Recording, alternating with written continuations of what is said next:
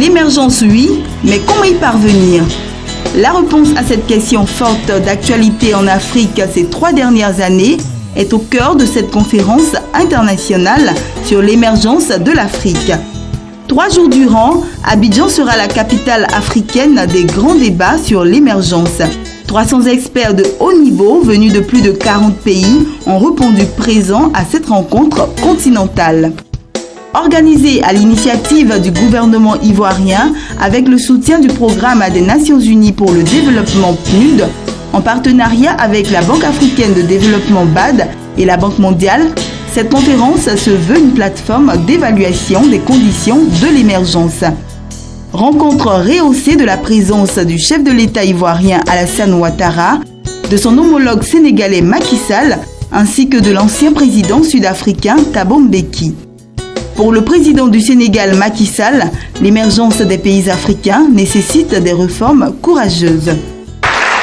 En posant comme thème la problématique de l'émergence africaine, cette conférence confirme que l'Afrique reste sur une tendance positive en dépit des défis auxquels le continent reste encore confronté. L'Afrique lutte sur plusieurs fronts.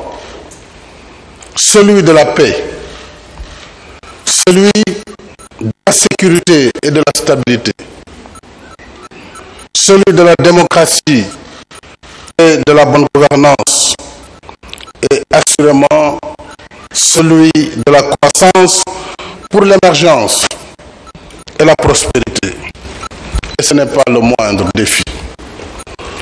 Sur ce plan, nos pays continuent de réaliser des performances inédites depuis plus d'une décennie, avec des taux de croissance au-dessus de la moyenne mondiale, vous l'avez rappelé, Madame l'administrateur du PNUD.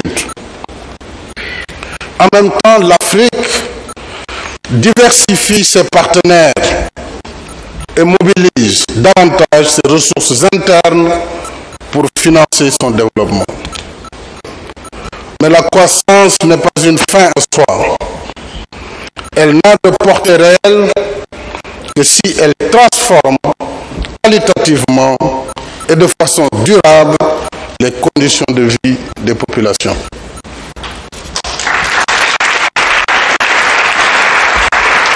En plus d'être forte et durable, la croissance qui conduit vers l'émergence doit générer des emplois, faire reculer le chômage et la pauvreté et réduire les inégalités sociales.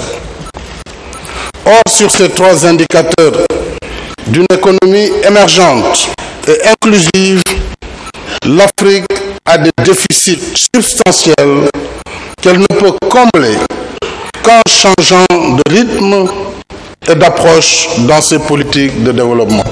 Quant au président ivoirien Alassane Ouattara, il a partagé l'expérience de son pays qui a réalisé ces 3 dernières années des progrès considérables vers l'émergence. Selon le FMI et la Banque mondiale, la Côte d'Ivoire, depuis 2012, rejoint le peloton de tête des pays à forte croissance en Afrique et dans le monde. Le taux moyen de croissance du PIB pour la période 2012-2014 devrait être supérieur à 9%. Le taux du PIB par tête d'habitant s'est amélioré d'environ 20% au cours de ces 3 dernières années. Je dirais que pour le monde rural, le monde agricole, l'augmentation est même plus forte. Et pour plus de la moitié des fonctionnaires, l'augmentation est plus forte que 20% en ce qui concerne leur rémunération. Ce taux de croissance est le résultat d'un effort collectif dans la mise en place de mesures structurelles de grande ampleur et d'un cadre macroéconomique solide. Les institutions internationales prévoient le maintien d'un taux de croissance relativement fort pour la décennie à venir en Côte d'Ivoire, qui pourrait être plus ambitieux selon nos estimations. Selon le rapport Doing Business 2015 de la Banque mondiale, la Côte d'Ivoire se retrouve pour la 2e année consécutive parmi les 10 pays au monde qui ont mis en place le plus grand nombre de réformes pour améliorer l'environnement des affaires. Donc il n'y a pas de secret, il faut améliorer l'environnement des affaires.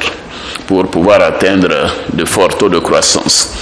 La Côte d'Ivoire a obtenu les notations B1 et B par les agences de notation Moody's et Fitch avec des perspectives positives. Les émissions d'Eurobond de juin 2014 et de février 2015 ont été un franc succès selon les marchés financiers, avec des taux d'intérêt particulièrement attrayants. L'admission de la Côte d'Ivoire au programme Threshold du Millennium Challenge Corporation, MCC, atteste des progrès accomplis dans plusieurs domaines, notamment la politique macroéconomique, la bonne gouvernance et la transparence.